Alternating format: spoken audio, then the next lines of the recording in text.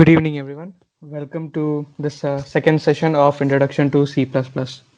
So in this session, we'll be covering basics of if-else conditions, nested if-else statements, basic arithmetic operations, related relational operators, logical operators, and a ternary operator.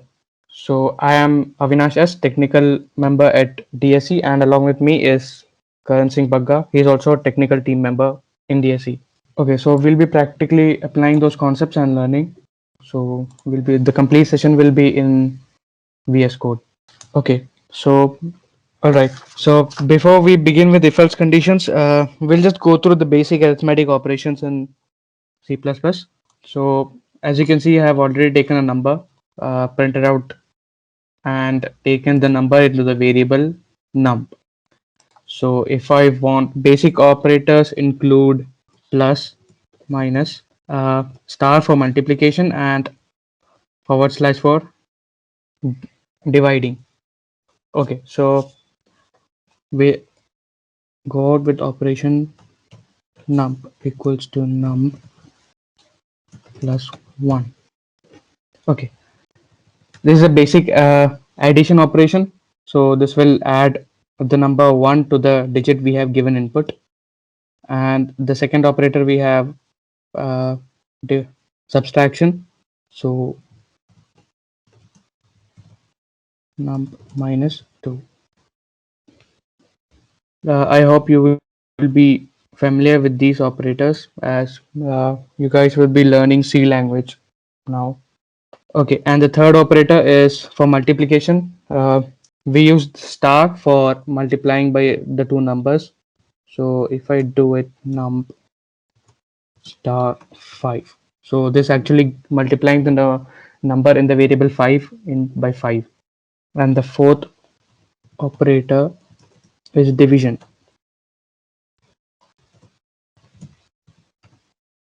All right, so these are the four basic operations.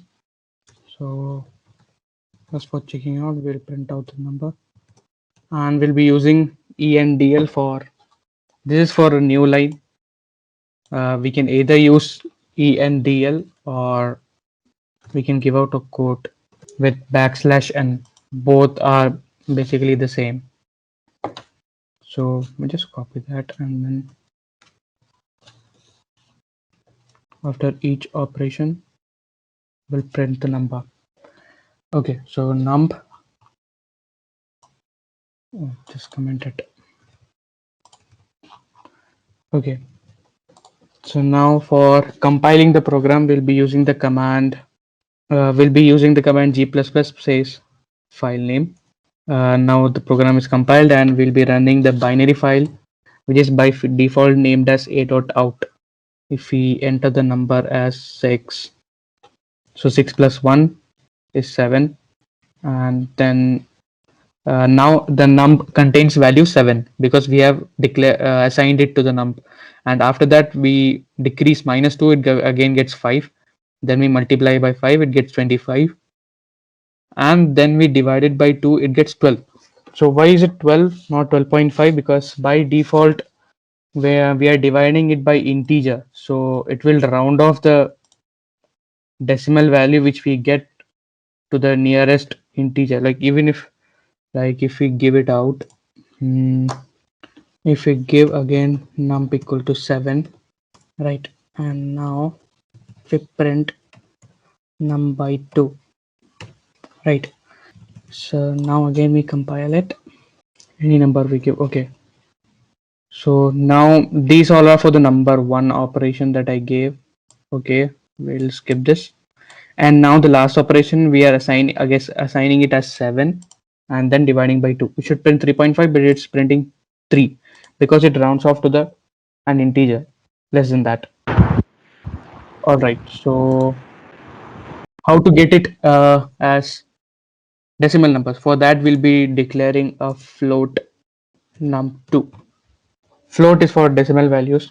So now if we give num2 equal to 7 and we divide it num2, any number. Now you see this is for 1, you can skip that, and this here itself given 3.5. So for any operation which we need any output as a decimal number, or the decimal values in between some operations, we'll be using float variables. So we can declare it by keyword float space the variable name. All right, so these were the basic arithmetic operations, and now we'll be going on to relational operators.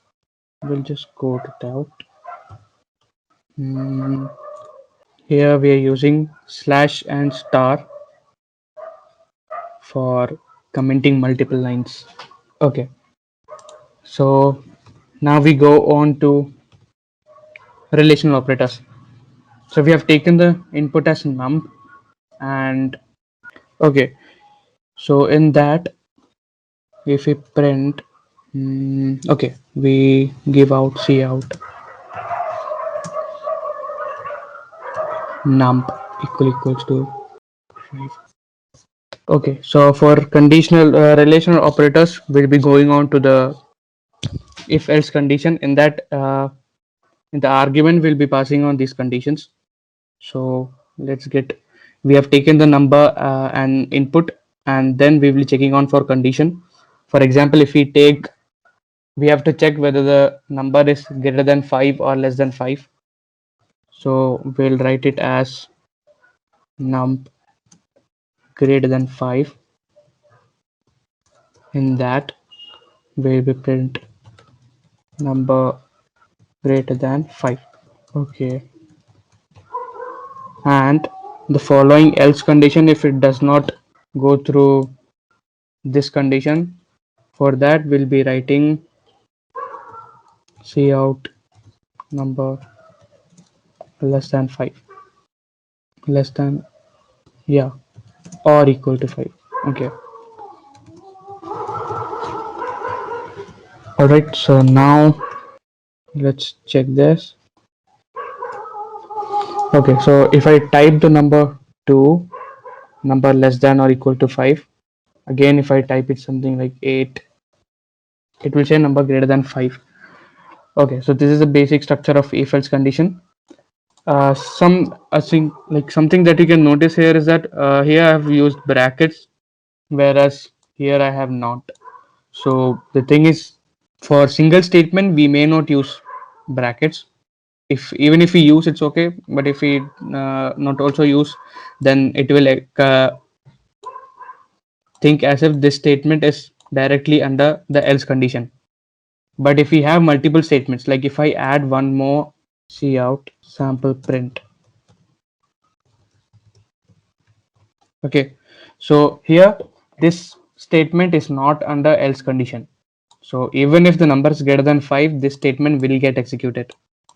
So this thing is normally asked to confuse students in exams and all. So I think it will be helpful.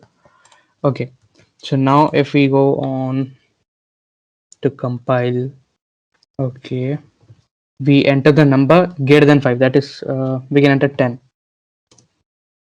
You see the number is greater than 5, and then we also have the sample print statement. So we avoid brackets only if we have a single statement in the if condition, or else we have to use brackets. Okay, so now let's move on to nested if.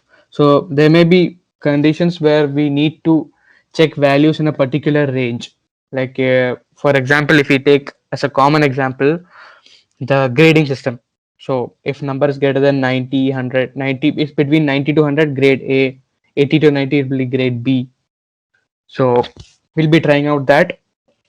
So here we'll assume that the number that we are taking is a marks between 0 and 100. So let's create a if else ladder. So it's basically like a condition inside a condition for calculation between different ranges. Okay, so now we'll check. Okay, so if the num is less than 40, if number is greater than 40. Okay, so here we have the condition of the layer lowest grade, and okay, now we are sure that the marks if it goes through this condition, that means the number is obviously greater than 40. So now we'll go inside another condition. If number is greater than 50, oh, it might get too huge. We'll take it as 60. Okay, and 70. And again we go on for if num greater than 80, and again a condition if num greater than 90. Okay, so the thing that I said is that if there's a single statement, we may not use brackets. So as you can see here, everywhere I have used brackets because we have multiple if conditions, and then inside that also we have. But here in the last, the most innermost if condition, we are just printing out. So it's just a single statement, so we don't need brackets here. So we'll print it as grade A. Okay, just copy this. Okay, so now if the we'll add an if else condition. Okay, so here it means the number is greater than 80. It got inside this condition, but it's not greater than 90. So number is between 80 and 90. So here we'll be giving out grade as B. Okay, so here it's complete. This loop is complete. So now we'll go here. As you can see, this is under this condition. So if we go to the else part here, that means it is not satisfying this condition, but it is obviously under greater than 70 mark. So it number is obviously greater than 70 and less than 80. So here we'll be giving out C out grade is C. Okay, and now this condition is over. We'll go to this part.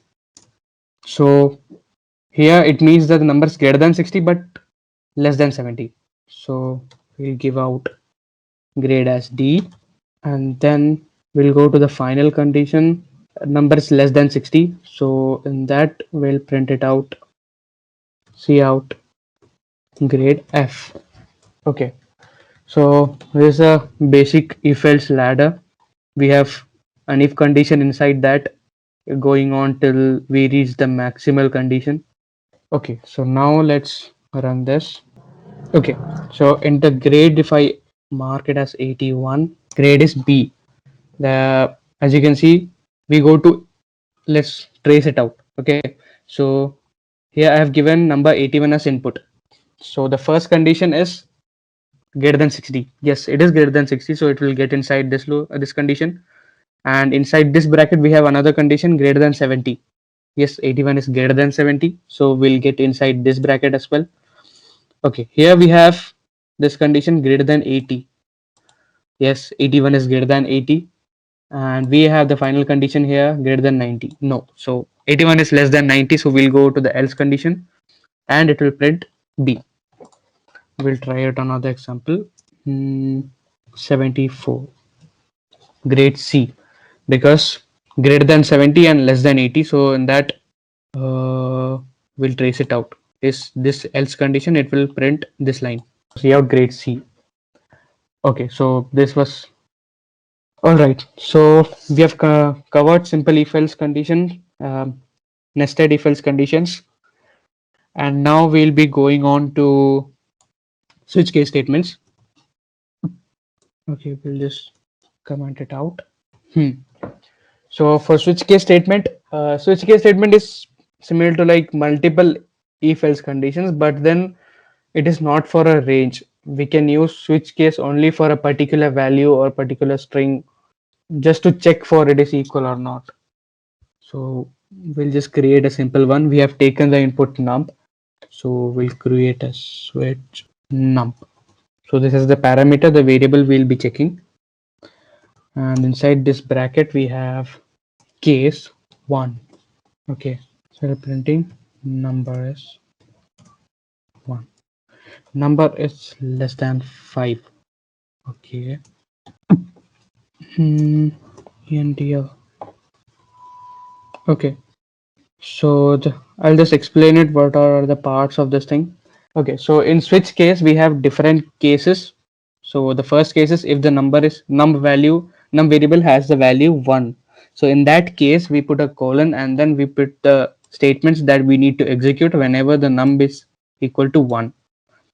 So, and one thing that you guys have to remember is that after every case statement, we have to put a break statement as well, because I'll just explain why. I'll just show you an example. So, case 2, number less than 5, and then break.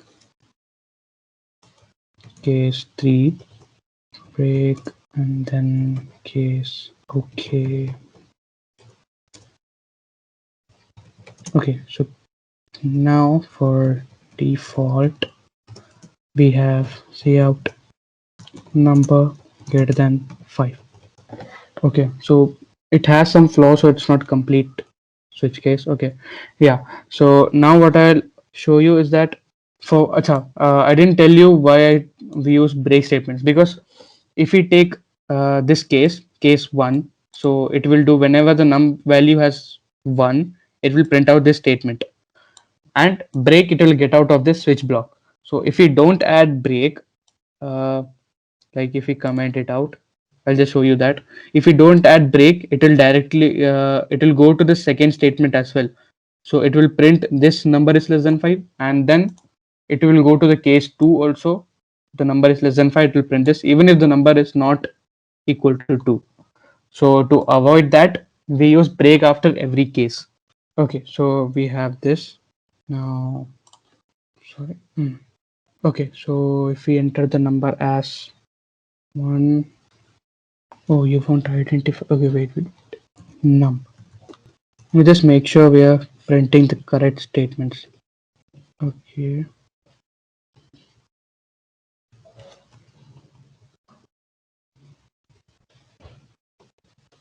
All right. So now we'll run it again.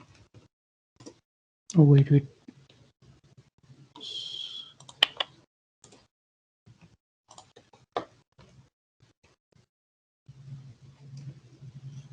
Okay, we compiled it. All right. So now we take the input. If we take 1, it will print num less than 5, and this is 51 because we have not given space. So it looks like 51. Okay. And if we again run it and give it out 3, it will print 5, 3. Okay. So now I'll show. Okay. What if we exclude this break statement? Okay. So what it will do now, if we enter the value as 1, it will print number is less than 51. Number is less than 51 2 times.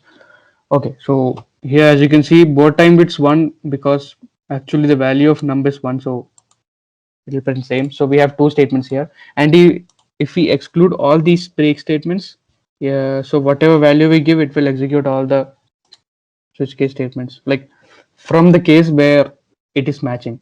So here if I print it as 7, it will just print greater than 7 because it directly goes to this part.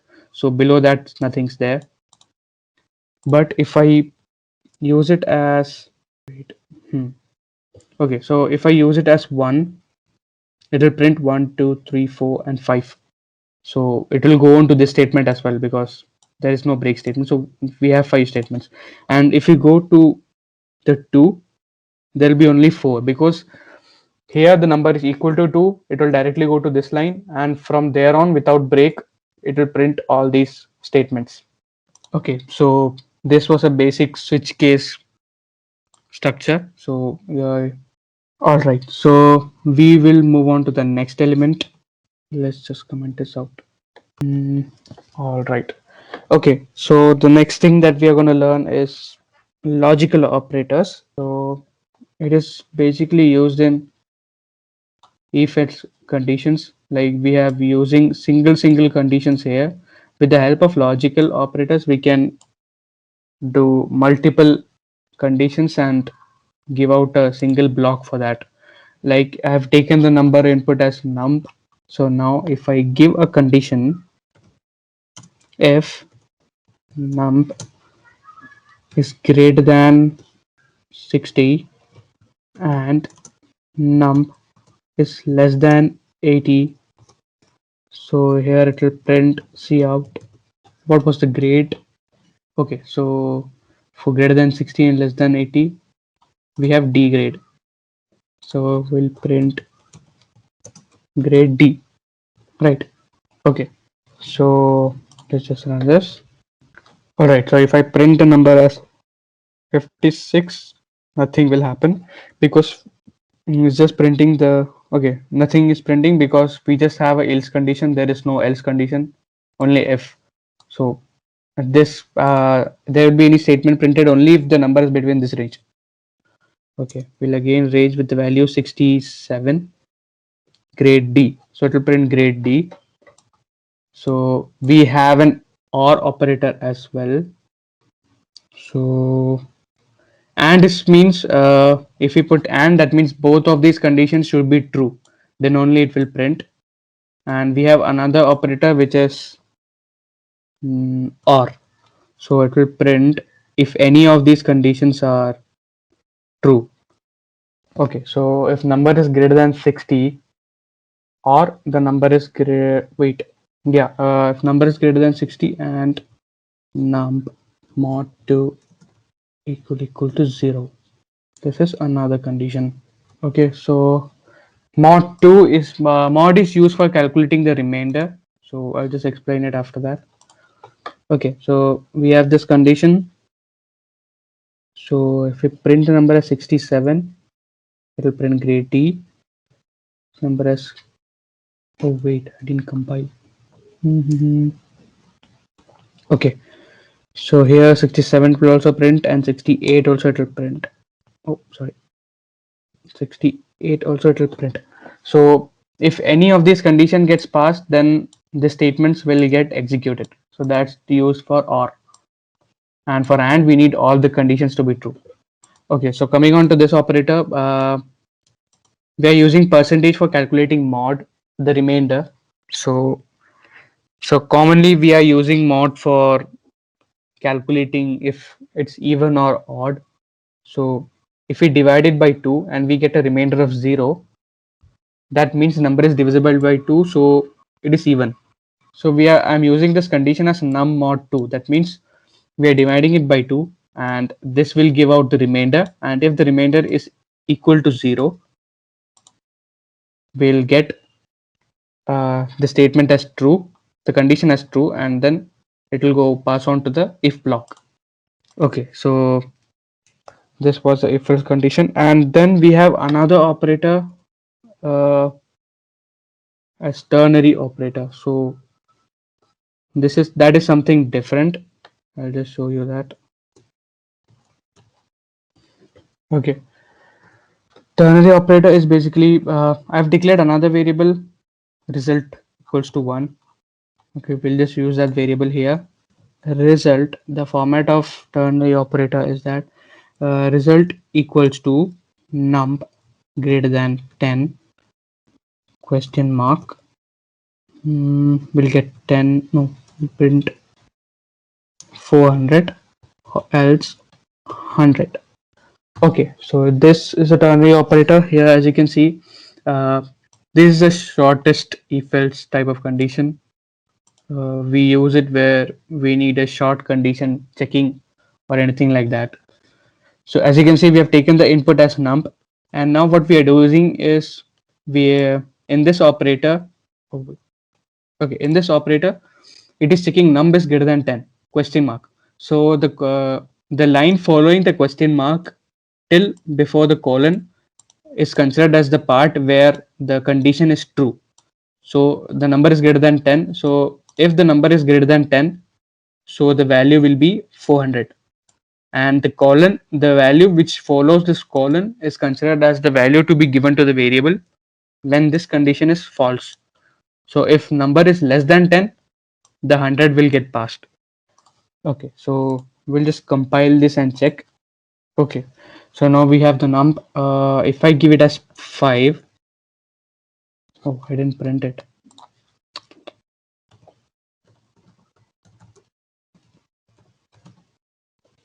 Result. Okay, so if I give it as 5, it will print 100. Okay, so that means the 5 is less than 10. So that means the condition is not getting satisfied. So it will skip this part till the colon, and after the colon, whatever value is given, it will assign that. So here we have given 100. So again, if we go to this program and give its values less than greater than 10 as 27, now the value of result will be 400. So this was the ternary operator. We use this operator for any short checking of values or assigning values according to a simple condition. So this was the last portion of our today's session.